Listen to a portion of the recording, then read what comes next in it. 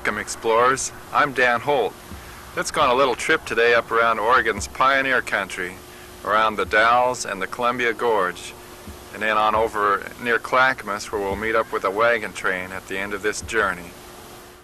Remember, last month's program ended up at Duffer and their tractor show. After Duffer, we'll visit Endersby, then Boyd, Rice, Wrentham, Emerson, Fairbanks, Heritage Boat Launch, Deschutes Park, Celilo and its park, Petersburg, and the Dalles, where we'll see a huge dam on the Columbia River and the Fort Dalles Museum. Endersby once had a post office and school, but today just this power station. Boyd also had a post office and school plus a church, but all that was 80 years ago. The population then was 50. Today, just a few houses are all that remains of this quiet community. Some are homes, and some are deserted. Boyd would probably be just another ghost town today if it wasn't for being 13 miles south of the Dalles. That's an easy distance to commute for work or for shopping.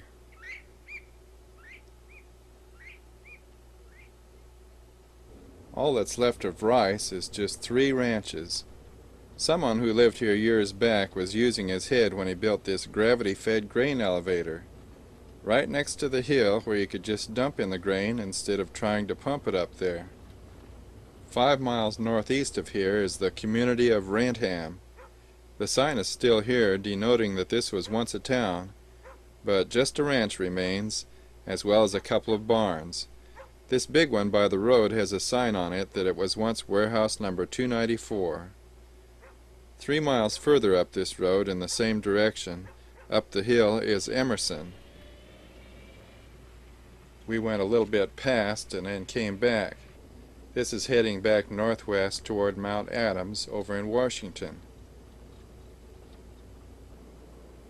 Only one nice ranch is all that's left of this town. A little bit over to the west, I believe on Emerson Loop Road, is this interesting looking old farmhouse. It'd make a good fixer-upper special. What with a little roofing and windows and so forth, it still looks like a nice place to me. Fun to try anyway. Fairbanks, 8 miles to the north, wouldn't quite compare to Fairbanks, Alaska for weather. But this bank behind the town and then a mile or so to the west, the bank on the Columbia Gorge, is a couple of pretty fair banks, wouldn't you say? If you go straight north from the town sign, you get a good view of the Columbia River and over into Washington. The bank is so steep that you have to follow the dirt road along the rim for 5 miles until it drops down for the Deschutes River. Down at the bottom you come to a park that was purchased during Governor Atiyah's time in office. Its 8,000 acres run 12 miles up the Deschutes River from the Heritage Landing.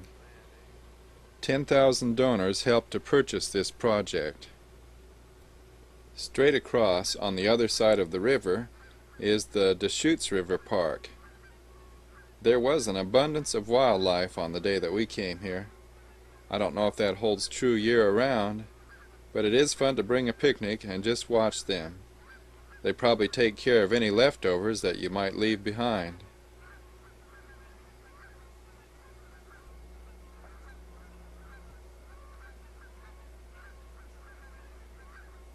This little critter scampered right over to within about 2 feet of me looking for a handout.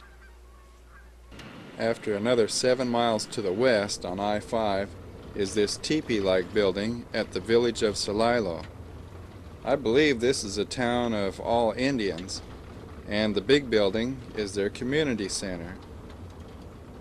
Then, under the freeway and across the tracks is Celilo Park, with its picnic grounds by the Columbia River.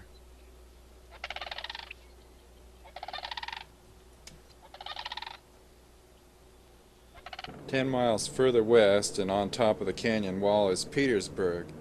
It's only a village now. The old abandoned schoolhouse sits along the main road, and you can see the new larger school out behind. As you come down the canyon wall into the Dalles, you get a good view of the Dalles Dam. It's a good thing that they built these dams before the environmentalists were here. Otherwise we wouldn't have our good low-cost electricity out here in the Northwest. I'm afraid that under the guise of environmentalism, we the people will lose eventually all of our natural resources, leaving the government in total control over us if this movement isn't stopped. The Dalles is one of Oregon's oldest cities. Several of the wagon train pioneers settled right here rather than face the hard obstacles on the way to the Willamette Valley. The climate here is far from ideal, with high winds and freezing rain in the winter and scorching heat in the summer. Nonetheless, 12,000 people still live here today. Let's take a little side trip to the Fort Dalles Museum up the hill a few blocks on the south end of downtown. Paula Kuttner, the curator, is giving us a little bit of its history. This building is the last building left from the 4 officers' houses that were built here at Fort Dalles after they signed the 1855 Indian treaties. This fort was greatly enlarged to accommodate all of the soldiers and army animals, equipment, supplies that were being brought in. And one of the things they had to do was increase housing, including the officers' houses. So they built 4 new officers' houses, this being the smallest, also the only one that didn't burn within about 10 years of the time it was built. This house cost a little bit less than $5,000 in 1856. The commanding officer's house cost $22,000, which was an incredible amount of money at that time.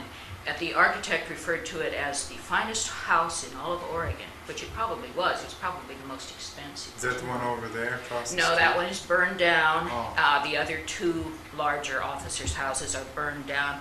This little surgeon's quarters is the only one left except for the little gardener's house that's out at the corner of this lot, which actually probably predates this. It's probably early 1850s. But most of the exterior and a great deal of the interior is original. All of this lovely hand-planed woodwork that is in here, the stairway, the beautiful front door, the fancy windows. They say that even some of the glass is original, although I don't know which pieces might be. Most of the things in here, of course, have nothing to do with the Army. The Army abandoned Fort Dalles after the conclusion of the Yakima Indian War and the beginning of the Civil War. It kind of dwindled in importance. And by 1867, they simply left a caretaker here. And after about 1884, it was abandoned totally and stood empty or with squatters living here until it was salvaged by the old Fort Dalles Historical Society. And they opened it as a museum in 1905. So it's one of the oldest museums in Oregon. And a lot of the things that you see here have been here since 1905. Pioneer furniture, cookware tools that came across the Oregon Trail. Also out on the grounds there are 2 buildings which have some of the first automobiles that were brought to the Dalles. What did you say the first The first vehicle in line here on the right end of those in the open shed is the Umatilla House bus, which served the Umatilla House, which was the largest and fanciest hotel in the Dalles for many, many years. It was host to people like Thomas Edison and General Grant and ex-presidents, crowned heads of Europe. Mark Twain stayed there at one time. Anyway, that bus was what was used to take people to the railroad station or to the steamboat landing or whatever. And it was built in, I think in the 1870s by a man named Anton Wintermeyer, who was a German immigrant, and was one of only 4 in the whole United States, from what I understand. And it has been restored just about a year ago. A beautiful vehicle. It used to sit, every time the Columbia River flooded, the place where that bus was parked at the end of the Umatilla House would go underwater, so the bus would sit submerged in the water, sometimes for days or weeks on end. So it's an amazing vehicle just to have survived all of these years, and now it, of course, is restored. It's just gorgeous. It's 10.5 feet high, so you can't get it into a regular enclosed building, which is why right now it's still sitting in that open building. Where's that rock at that It's says on First Street. the end of the Oregon Trail? Is that That in the Dalles? is in City Park. It's right where Ezra Meeker dedicated it, right at the foot of the step. And it's sitting right there. See that this picture that shows him making his speech here. That rock is sitting right where it was when he did this talk. Oh, the When mayor of he the said- town? Well, Or who is Ezra it? Meeker was a 1852 pioneer, and when he got to be an old man, he got this bee in his bonnet about marking all of the important parts of the Oregon Trail, places where present highways intersected, and things like South Pass. He put the marker at South Pass in Wyoming, crossing the Rockies, because he had been there, and he had this remarkable memory. He seemed to remember everything. Yeah. Anyway, one of the first places that he stopped was right here in the Dalles, which he referred to, of course, as the end of the Oregon Trail. It was the end of the Oregon, of the old overland road. Yeah. And everybody who came here, of course, in the beginning had to make plans to either build rafts or rent a boat to get down the Columbia River. So they referred to it as the end of the road, and that's the way he referred to it, and he placed this end of the old Oregon Trail marker here in 1906. Was it quite a few years later when they made the Barlow Road over the... No, well, it was only 1846, from 1843 to 1846. So actually the end of the road where the people had no choice at all was 43, 44, and 45. Then in 46 they could, if they wanted to, try going all the way over, and of course a lot of them did. Some people even did both. They would bring women and children, invalids perhaps, and hire a Hudson's Bay boat or Indians with some canoes lashed together or something, and they would take those people down the river, and the men and boys frequently would take all of the stock and the wagons over that tough road over the Cascades. So you did have a choice. You could use either or both.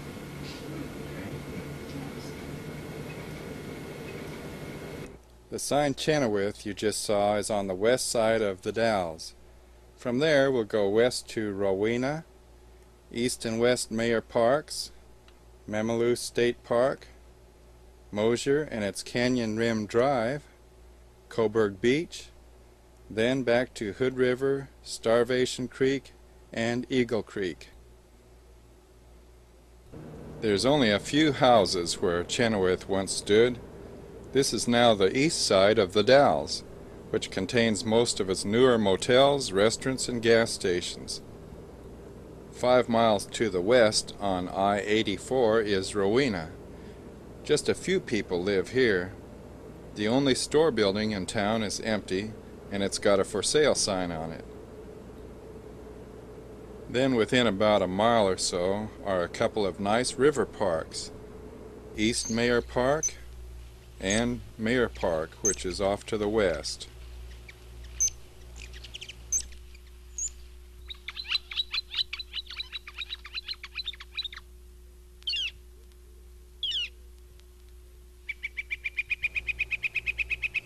You have to cross this bridge over the railroad tracks to go into Mayor Park on the west side.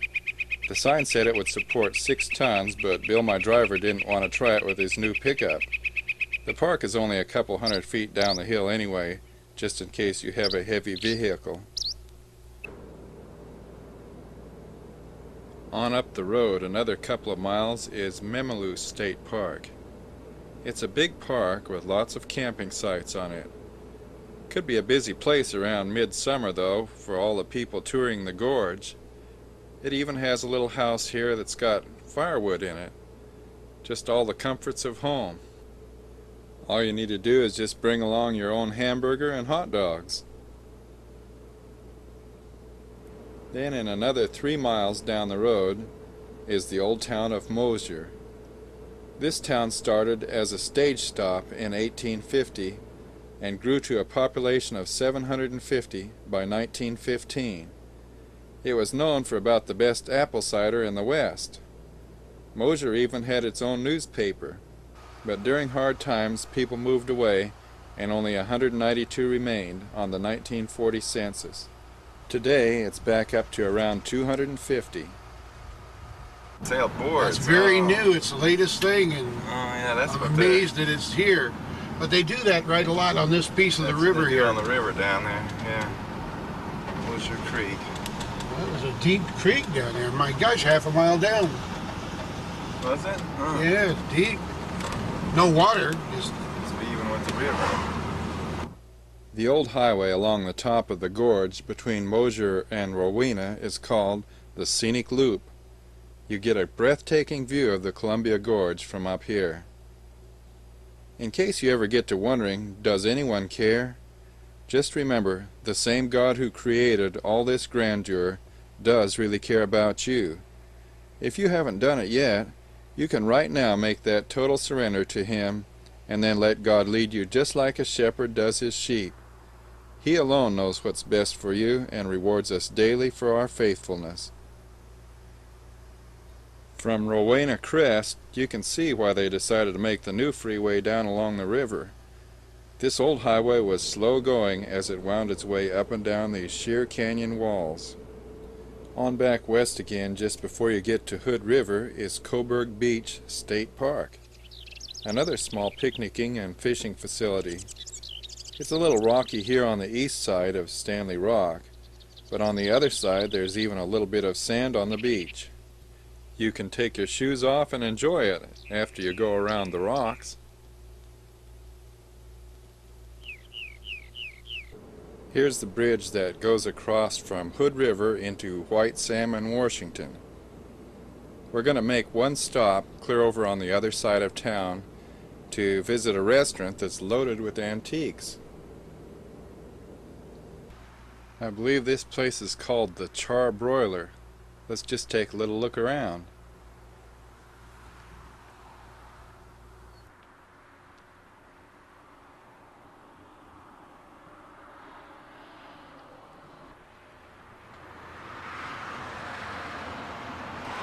Looks like it bolted down and then you hold it up like here. Well, you'd have to be strong to get it pulled up. You just stand here and you go and see, here's a tray right here to put your soap in. Okay.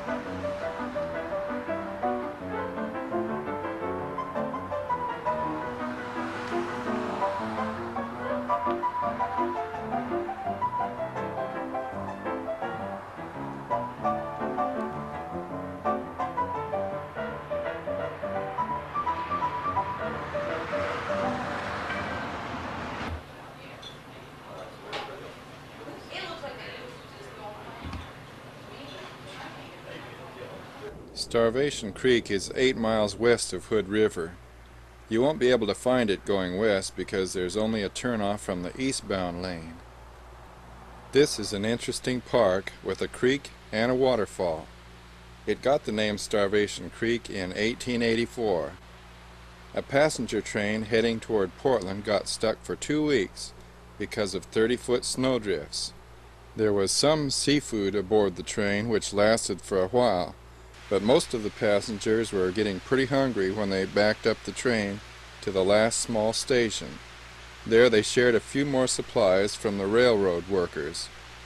By the time they finally got the tracks cleared, it would have been too late.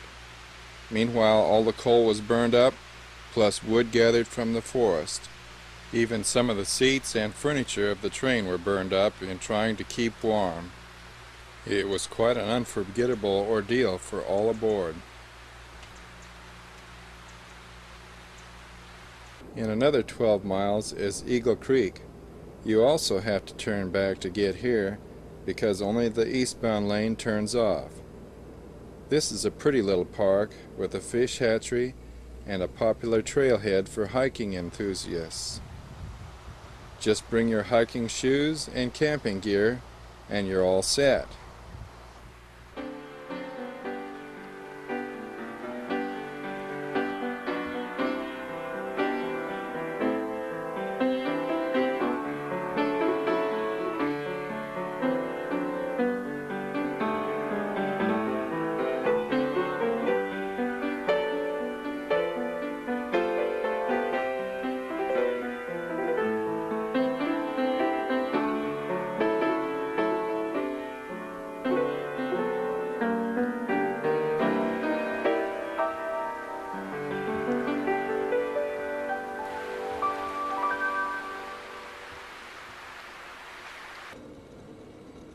This little wintertime waterfall on the way back to Portland is so small that it almost just seems to disappear into thin air. For the last leg of our trip, we'll start from Clackamas, then Happy Valley, Damascus, Carver, Barton, and the town of Eagle Creek. Clackamas is one of the newest and fastest growing parts of Portland, next to the way Beaverton and West on the other end of town is expanding. This is the Promenade Shopping Center. It's across from the Clackamas Town Center. The Sunnyside shopping area is on to the east. Then a couple miles north is Happy Valley. Sort of hidden behind a few hills, this is a nice quiet little community just out of the hubbub of the big city. It really isn't a town as such. There's a school and a few churches scattered around the bottom of this little valley. In just a few miles over these country roads, we'll catch up with the first wagon train again at their evening camping area near Carver. On southwest of here, we'll go through Damascus first, just another little small town with enough stores to meet most of the needs of the community. And then just a few more miles to the west, the old Barlow Wagon Trail crosses this highway at Eagle Creek. The town of Carver is a couple of miles before you cross the trail.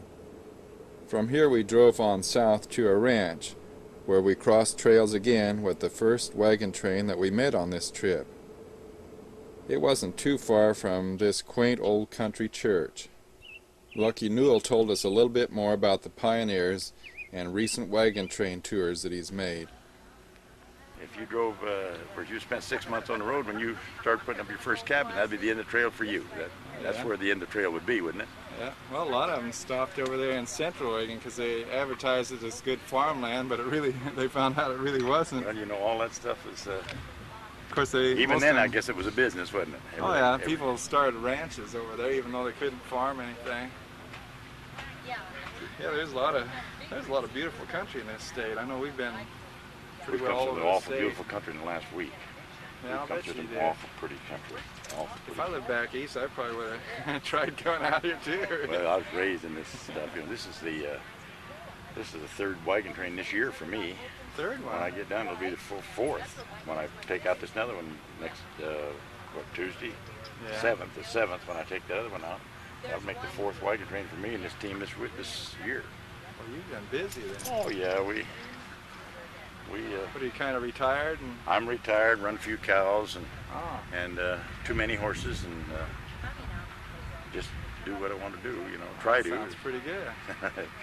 Well, isn't that what we Sounds all like work forward for? Well, yeah. To the end of it. Yeah, if we can.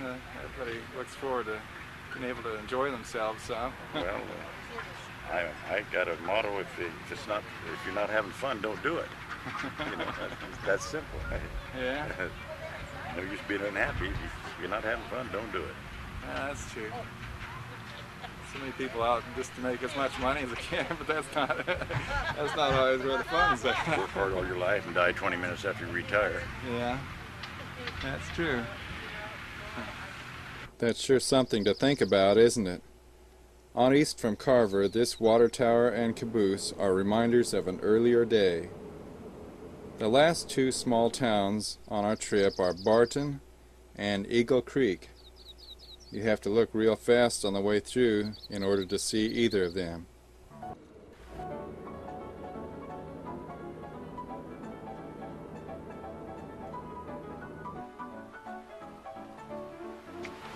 hope you've enjoyed this trip into the pioneer part of Oregon. You can see why a lot of people decided to stay right around the Dalles area and up this Columbia Gorge here.